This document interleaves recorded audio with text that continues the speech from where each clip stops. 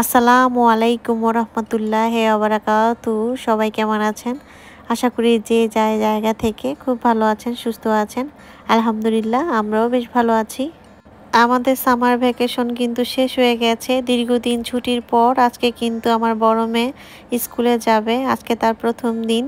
এই বন্ধের দিনে কিন্তু আমার মেয়ে প্রতিদিন 10টা, 9:30 বা 10:30 এরকম টাইমে ঘুম থেকে উঠতো। তবে আজকে তার যে স্কুল আর স্কুলের জন্য সে কিন্তু একদম 6টা বাজে ঘুম থেকে উঠে গিয়েছে। আর আমরা গতকাল স্টেক বানিয়েছিলাম, সেই স্টেকটা আবার ওর জন্য রেখে দিয়েছিল, কেননা ও স্টেক খায়নি। আর এখানে আমি স্যুপ কিছু চিংড়ি মাছ দিয়ে বানিয়ে দিয়েছি, তবে ও স্টেকটা খায়নি পুরোপুরি। আজকে কিন্তু সকালবেলা আমি হাঁটতে বের হতে পারিনি, কেননা আজকে ওর প্রথম দিন, সেই কারণে আজকে আর যাইনি হাঁটতে। আমি যখন ঘুম থেকে উঠি আমার ছোট মেয়েও কিন্তু আমার সাথে সাথে ঘুম থেকে উঠে যায়। স্কুলে আমার মেয়ে প্রথম দিনে নিয়ে যাবে পাস্তা, আর পাস্তার জন্য এই সবজি, এই সাথে কিছু শিম আছে, সেই সাথে আছে কিছু গরুর মাংস, মানে ছোট ছোট টুকরা করানো। তো এইগুলো দিয়ে সে পাস্তা নেবে। তো পাস্তা বানানোর জন্য এগুলো আমি আসলে রান্না করে নিচ্ছি। খুব একটা সিদ্ধ করব না, হালকা সিদ্ধ করে নেব, কেননা পাস্তা দিলেই কিন্তু কিছুটা রান্না করলে একদম ব্যালেন্সটা ঠিক হয়ে যায়। এখানে আমি যে সিজনিংগুলো একে একে দিয়ে দিচ্ছি। অলমোস্ট আমার পাস্তাটা হয়ে গেছে। এখন আমি লাঞ্চ বক্সে এগুলো দিয়ে দেব। সবগুলো তো আর খাবে না, ওর পরিমাণ মতো আমি ওকে দিয়ে দিচ্ছি।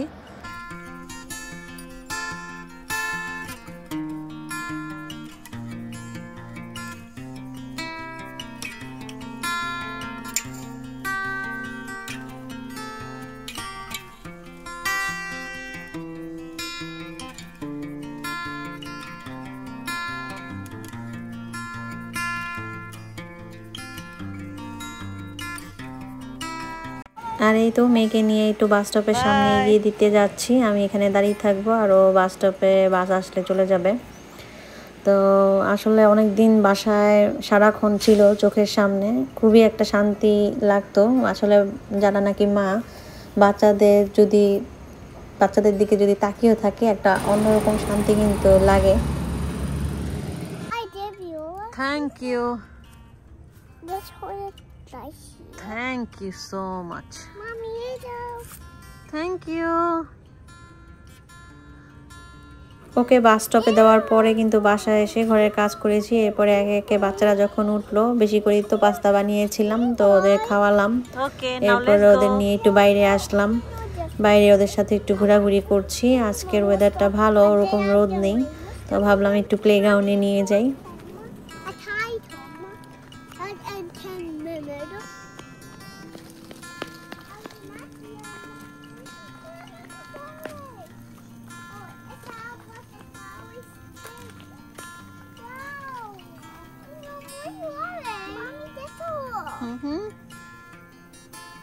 Beautiful.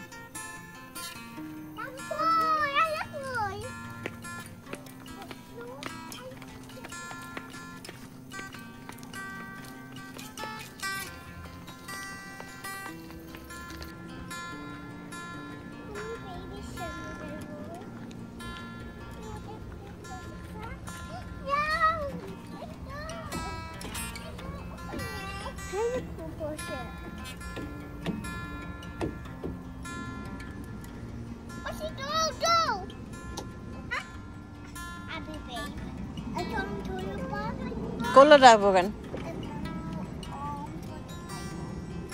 বড় হলে পারবা।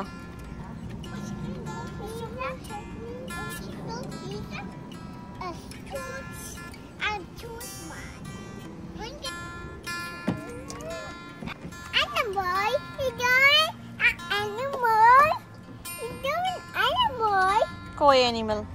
Show me animal. Oh, animal. Hello guys. Listen. You guys. Let's go. Butterfly. It's a butterfly. কই butterfly?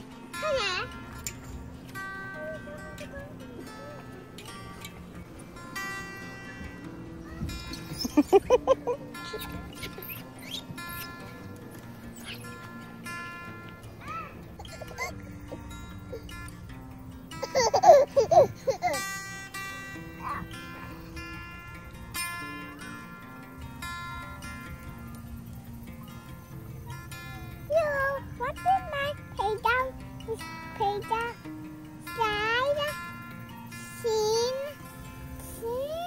One, Slide, One, Sin,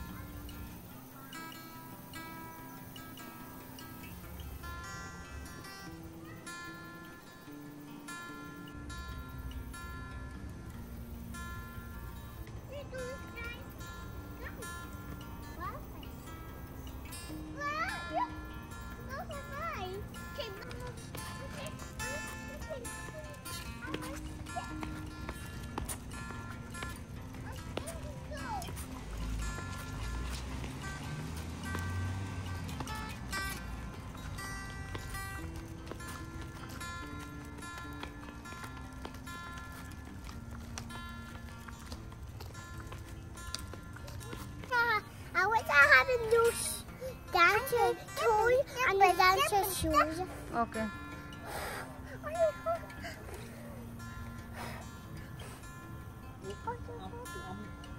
Strawberry. Hello, what's more strawberry? I got strawberry. Camera on করলে শুরু হয়ে যায়। নাও strawberry নাও। আমি strawberry. নাও। আমি দেবো। What? What's your hot dish? I want the third one. What's the one? This one?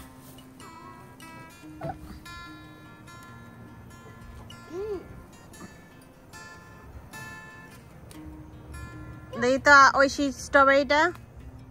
It's yummy strawberry. I got two. I got two too. Yummy strawberry.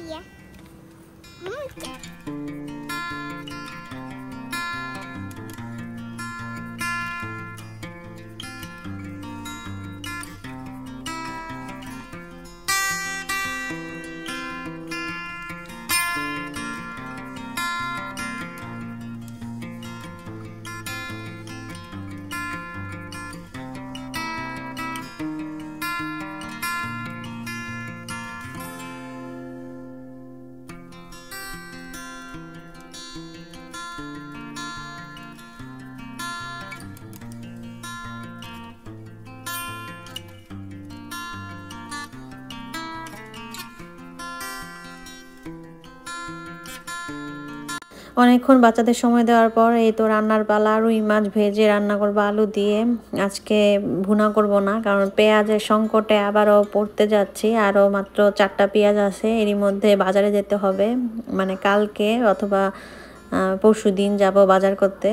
আমার বড় মেয়ে যেহেতু আলু পছন্দ করে, তাই ভাবলাম আজকে রুই মাছ দিয়ে বেশি করে আলু দিয়ে রান্না করি। সেই সাথে গাছের যে লাউ শাক, সেই লাউ শাক দিয়ে সিম আর আলু দিয়ে একটা শাক ভাজির মতো করব। আর এই যে আলুটাকে আমি কষিয়ে নিচ্ছি ভালো মতো। আর এখানে কিছু পুঁই শাক হয়েছে, তো রুই মাছের যে ল্যাজটা সেটাকে আমি লবণ দিয়ে মেখে রেখেছি অনেকক্ষণ যাবত। আর হচ্ছে মাথা, তো এটা দিয়ে আমি হচ্ছে পুঁই শাক রান্না করব। পুঁই শাকগুলো কেটে নিচ্ছি।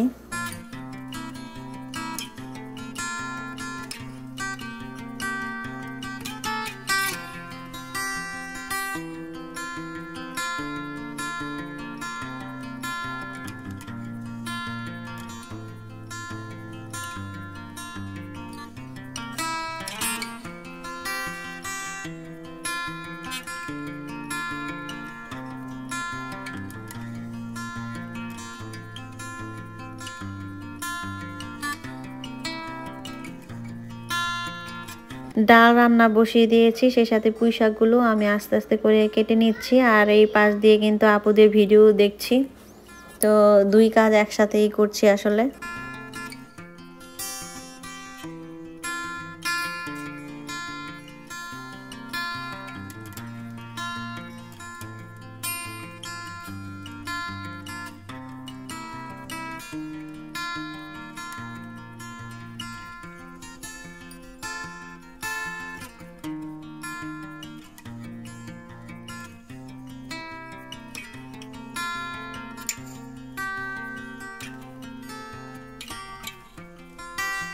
আর আজকের রান্নায় এখানে দেখেন আমি লাউ শাক দিয়ে সিম আলু দিয়ে রান্না করেছি, সেই সাথে রুই মাছ আলু দিয়ে, আর হচ্ছে যে মাছের যে লেজটা সেটা পুঁই শাক দিয়ে চচ্চড়ি করেছি। কি যে মজা হয়েছে কি বলবো। আজকে আর ডায়েট করা হবে না, এত মজার খাবার। এক থাল কিন্তু খাবার নিয়ে আমি বসে যাব, একটু পরেই দেখতে পাবেন।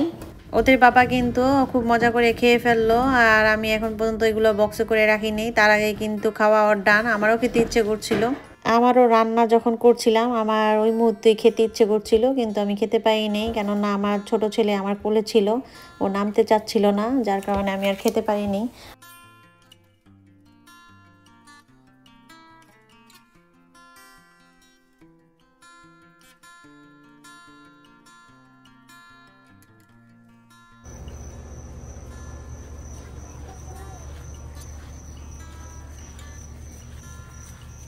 Mana jatuh paling.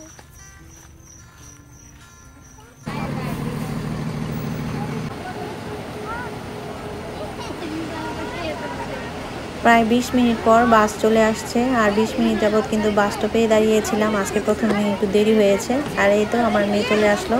আর আজকের মতো এখানেই বিদায় নিচ্ছি। সবাই ভালো থাকেন, সুস্থ থাকেন, আল্লাহ হাফেজ।